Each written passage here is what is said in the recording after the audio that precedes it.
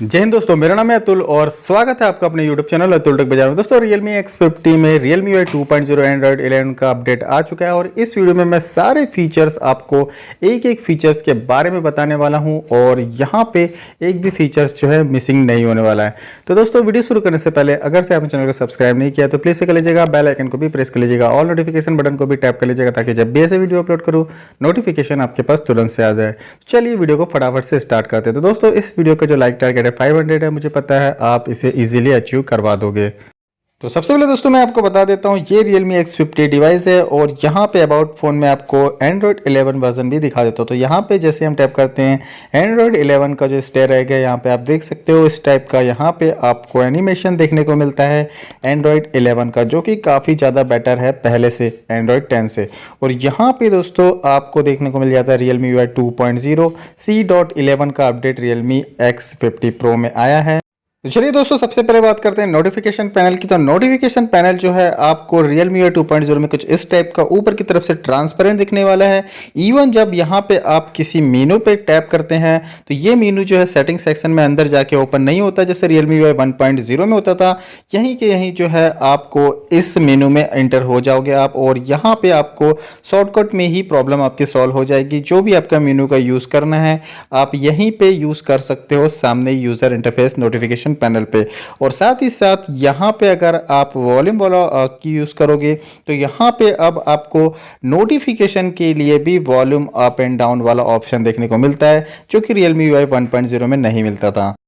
Home screen पे long tap करने के बाद आपको बहुत सारे ऑप्शंस मिल जाएंगे जैसे कि यहाँ पे आप देख सकते हो live wallpaper, static wallpaper, art plus wallpaper और बहुत सारे यहाँ पे लाइव वॉलपेपर जो है इंक्लूड किए गए हैं। एक्स्ट्रा फीचर्स यहाँ पे आपको देखने को मिल जाते हैं। और साथ ही साथ दोस्तों यहाँ पे अगर आप टैप करते हैं तो यहाँ पे आपको अंदर की तरफ नहीं जाना पड़ेगा आइकॉन स्टाइल वगैरह सेप वगैरह चेंज करने के लिए। यहाँ पे आप थर्ड पार्टी आइकॉन्स जो है यूज़ कर सकते हो और सिस्टम ऐप में भी यहाँ पे थर्ड पार्टी आइकॉन जो है इजीली अप्लाई हो जाएगा। कॉलम और रो के ऑप्शन भी आपको यहीं मिलते हैं। होम स्क्रीन वाली सेटिंग में आपको अंदर की तरफ नहीं जाना पड़ेगा। मोस्टली जो फीचर्स जो है मोस्टली आपको यहाँ पे अभी सामने ही मिल जाएंगे। विजेट वगैरह वाले यहाँ पे ऑप्शन तो देख सकते हो आप, बहुत सारे ऑप्शंस यहाँ पे ऐड कर दिए गए हैं। इसके साथ ही साथ दोस्तों आप बहुत सारे आइकॉन्स को एक ही साथ यहाँ पे मूव कर सकते हो। जैसे कि यहाँ पे आप सिलेक्ट कर सकते हो किसी भी यहाँ पे आइकॉन्स को। जैसे यहाँ पे मैं 4 आइकॉन्स वगैरह को यहाँ पे सिलेक्ट करके आपके दिखा देता हूँ। तो यहाँ पे आप वेरियस आइकॉन को एक साथ सिलेक्ट कर सकते हो और यहाँ पे इसे मूव कर सकते हो। तो ये जो फीचर्स है बहुत अच्छा फीचर्स है जो कि Realme UI 2.0 में आपको देखने को मिल जाता है। और अगर दोस्तों आपके पास एमोलेड स्क्रीन वाला मोबाइल है Realme का तो यहाँ पे ऑलवेज ऑन डिस्प्ले में बहुत सारे कस्टमाइजेशन किए गए हैं, इम्प्लीमेंटेशन किए गए हैं।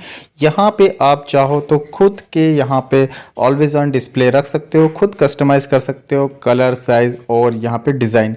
तो ये वाला जो फीचर है अभी यहाँ पे आपको Realme UI 1.0 में नहीं देखने को मिलता इतना ऑप्टिमाइज़, लेकिन Realme UI 2.0 में काफ़ी ज़्यादा ऑप्टिमाइज़ होकर आपको ये फीचर्स देखने को मिलने वाला है।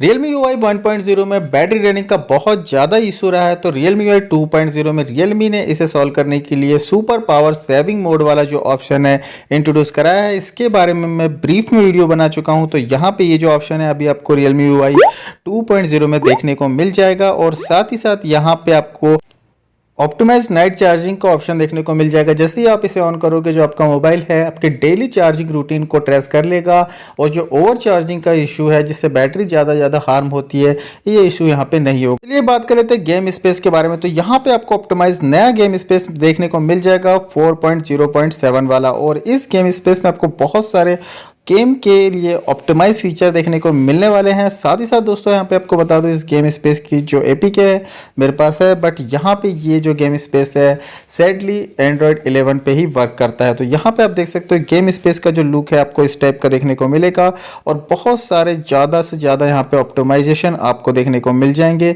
जिससे कि आपके गेमिंग में कोई भी परेशानी ना हो।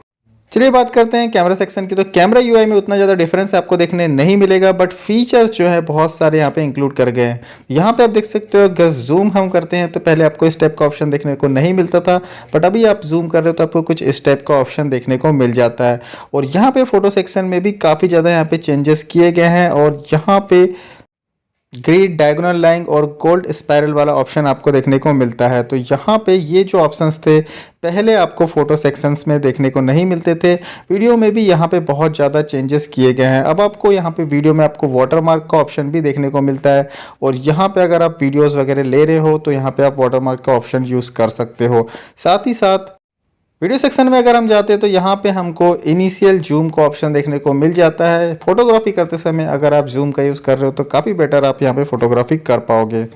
इसके अलावा दोस्तों अगर आप फोटोज़ लेते हो तो यहाँ पे वाटरमार्क में भी काफ़ी ज़्यादा चेंजेस किया गया है। वाटरमार्क आपको अब कुछ इस टाइप का देखने को मिल जाएगा।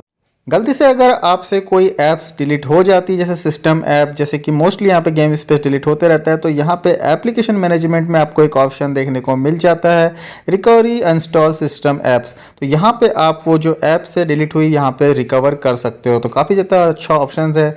यहाँ पे अगर डार्क मोड के बारे में बात करें तो डार्क मोड में भी बहुत सारे चेंजेस यहाँ पे आपको किए गए हैं। कस्टमाइजेशन आपको देखने को मिलते हैं। इवन यहाँ पे 3 टाइप के अलग अलग मोड्स भी देखने को मिलते हैं, जो कि MIUI 12 में आपने देखा होगा।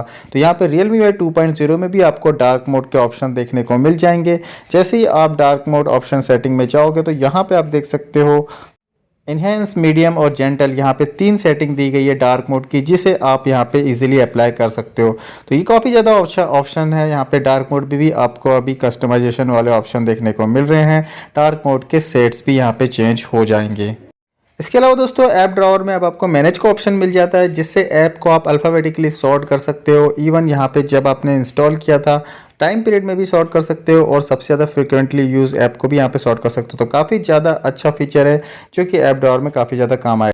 साथ ही साथ दोस्तों क्विक रिटर्न बबल वाला फीचर आपको यहाँ पे देखने को मिल जाता है, जो कि वीवो वगैरह के मोबाइल में आपने देखा होगा। अगर आप पबजी वगैरह मोबाइल के लिए इसे एक्टिवेट करते हैं तो आप दूसरा काम कर सकते हैं, और जब भी यहाँ पे मैच स्टार्ट हो जाएगा, जैसे आप देख सकते हो यहाँ पे मैच स्टार्ट का आपको ऊपर नोटिफिकेशन आ जाएगा और वहाँ से आप जाके इस मैच को खेल सकते हो। तो काफ़ी ज़्यादा टाइम जो है आपका इससे बच जाएगा।